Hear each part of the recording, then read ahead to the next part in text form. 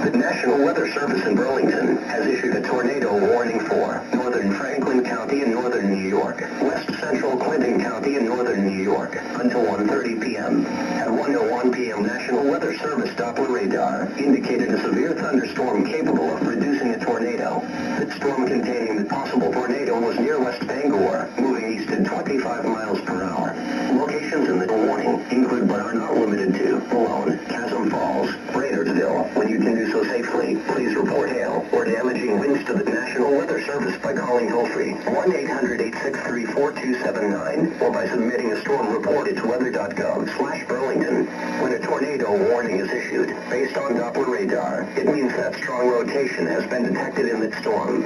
A tornado may already be on the ground or is expected to develop shortly. Take cover now.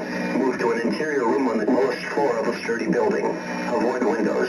If in a mobile home or old vehicle outdoors, move to the closest substantial shelter and protect yourself from flying debris. A severe thunderstorm watch remains in effect until 8 p.m. Wednesday evening for northern New York and Vermont.